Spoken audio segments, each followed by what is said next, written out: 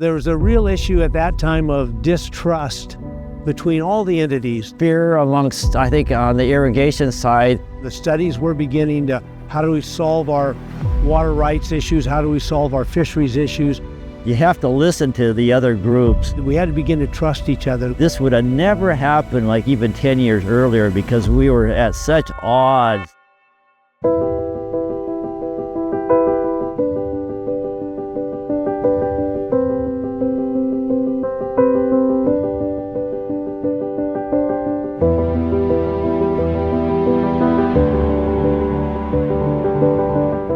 My name's Joel Hubble, and I am a retired fisheries biologist, currently working as a consultant to the Yakima Basin Joint Board. I've been a fisheries biologist my whole career in the Yakima Basin, which began a long time ago in 1979. My name's Walt Larrick, and I came down to the Yakima Basin in 1983. I came down from the state of Alaska. I'm a fisheries biologist. And the irrigation districts, the Yakima Basin Joint Board hired me in 1983 to come down and work for them and participate in the fisheries activities that were going on at that time. And at that time, it was kind of the beginning of some of the real issues we faced with water rights and fisheries issues. I ended up spending 25 years working for the Yakima tribe. I was mostly a research biologist, doing monitoring and evaluation for the Yakima Klickitat Fisheries Project, which was to assess how well hatchery supplementation would work in the basin to rebuild our runs. And the flagship hatchery was the Clayum Spring Chinook facility. You know, there was a real issue at that time of distrust between all the entities, the Yakima Nation, the federal government, the state government, and the irrigation district. So I think that I got involved, and one of my major roles was to make sure that the other entities realized that the irrigation districts were real, that they really wanted to solve problems. Things were very contentious then. There was no trust between the irrigation community and especially the tribe, the fisheries side of the basin. Nobody talked together. A lot of fear amongst, I think, on the irrigation side, fear that somehow, some way, their water rights were going to be compromised if we started trying to enhance fish populations in the basins. There was a federal court decision in 1980 called the Quackenbush decision by Judge Quackenbush, that basically the tribe sued the Bureau of Reclamation on how they operated the river, that it was being detrimental to the fisheries runs, and the judge said you can't do that anymore. You formed a committee called the Systems Operation Advisory Committee, and the districts had a member on that committee, a 4-member committee, and the districts had a fish biologist on that committee, and I was that person in 1983. You know, it took a long time to start then building trust. I guess the other component I see in that was there wasn't a lot of, prior to 1980, there wasn't a lot of fisheries data being collected in the basin. The state of Washington was doing a little bit of stuff with spring Chinook red counts in index areas only. But nobody was out collecting hard data on what's the status of our salmon and steelhead population. So the tribe started doing that in 1980, primarily again they had a spring Chinook enhancement study for 7 years from 1980 to 1987, and which then led into the YKFP study. And the whole purpose of me coming down here for the irrigation district really were that there was going to be a lot going on. The studies were beginning to, how do we solve our water rights issues? How do we solve our fisheries issues? And the districts wanted to really participate in that effort, and they needed a fish biologist. So I had that opportunity to come down and did, and it's been a fantastic journey for me since 1983. It was really fun to kind of be on the cutting edge and out as a field biologist collecting data really for the first time on a lot of our salmon and steelhead stocks. And so I got involved in a lot of fish issues in the very beginning. How much water do the fish need? How do we save some of the resources? How do we protect the redds where these fish lay their eggs in the fall? How do we protect them? And so that was a whole process that hadn't been done before in the basin. Then the second half of my career with the tribe was I got involved with modeling, using the ecosystem diagnostic and treatment model, EDT model, and it was a model used to assess fisheries benefits through the eyes of what do you do if you improve your habitat conditions, what happens if you improve flow conditions, what happens if you provide access into historical areas that were currently blocked, like the 5 reservoirs. The very beginning of this whole effort had to be that we had to begin to trust each other. We had to really believe we had the same goals, and that was to have a healthy fish run and enough water to have a healthy agricultural economy. One has to listen to the other persons who you may consider your adversaries, but now you're trying to build a relationship with them. But I think it's really important to step into their shoes, so to speak, and understand their perspective on the issue at hand, because my view is not the only view. There's always at least one other view. Probably we have 23 stakeholders, something like that. Some of the ways that we did build up trust with each other and between agencies and entities was to be real honest with each other of what we actually needed, and then believe and trust in the other person of what they told us what they needed.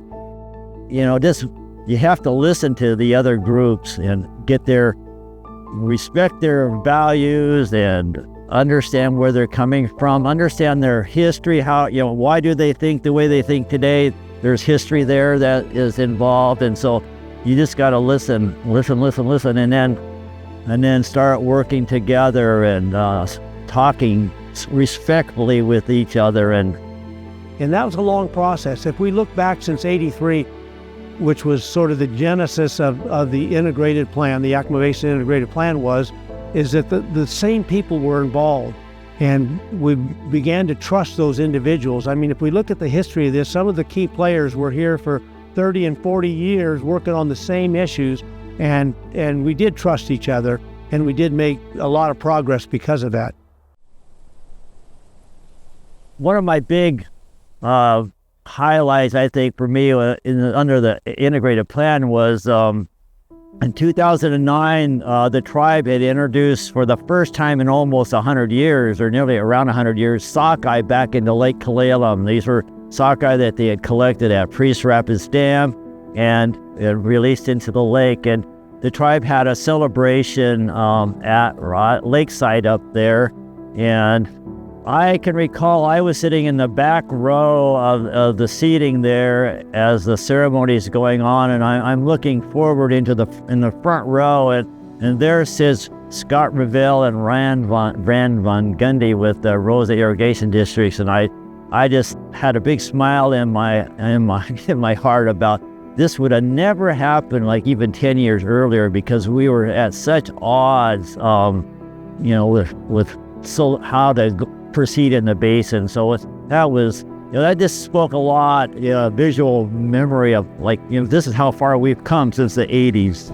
The success that we are experiencing now has been a long process. Again, it's consistency of working on our same issues. In the very beginning, we were all sort of separated in our small groups, trying to accomplish things as our individual needs, what we wanted as an entity, what the irrigation districts wanted, what the fish wanted, what the federal government wanted, what the state wanted. And I think the real key to some of our success is that we finally realized that we need to look at each other's needs and work on each other's needs. And now, we can go to meetings and we can have these 4 different groups, and it doesn't matter who's talking, they're all talking for this this collective goal that we're trying to reach. So the fish agencies can talk about the water needs for the irrigation district, and the irrigation districts can talk about the needs for the fish. And it's kind of a unique concept, and it's been a long time coming. It didn't happen overnight. It's been a commitment. I think there's been strong commitments made, and no one's backed away from those commitments that have brought success to the integrated plan. This is Urban, who's the district manager for KRD, Kittitas Reclamation District. I teased him a few years ago, you're the first and probably the only irrigation district in the United States who is hauling fish for a tribe to enhance tributaries.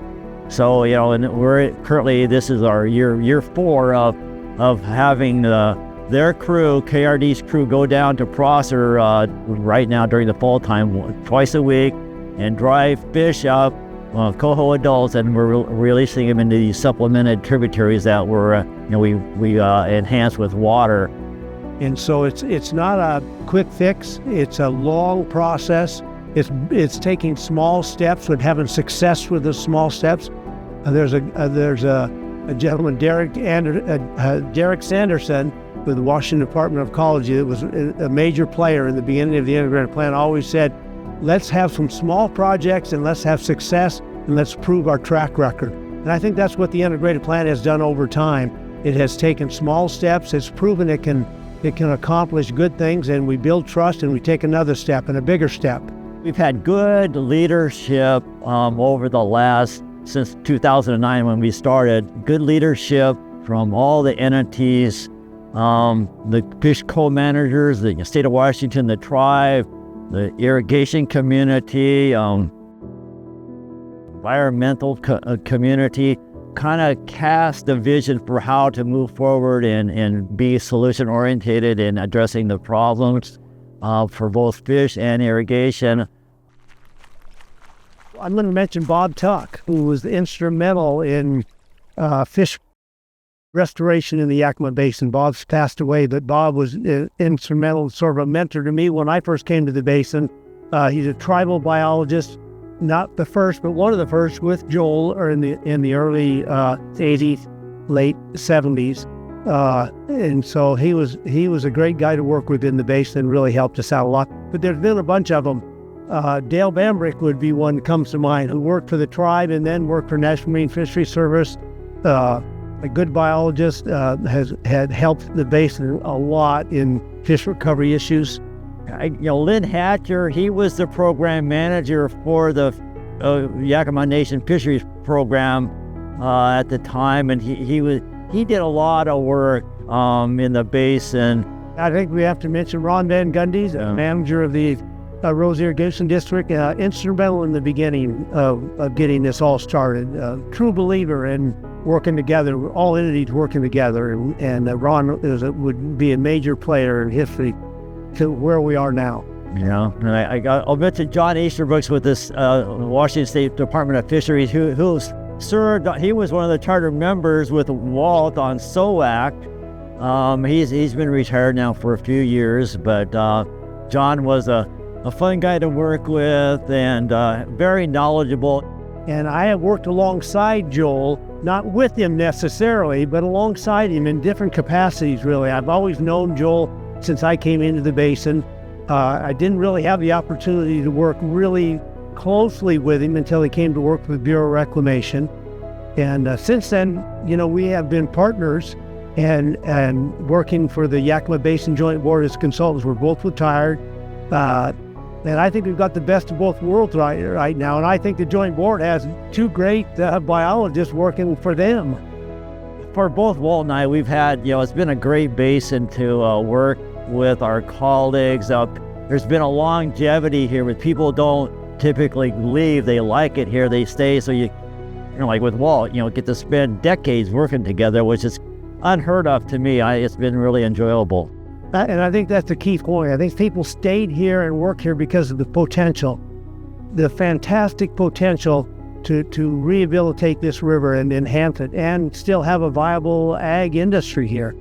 I mean, there's just so much opportunity to still do good things in this basin.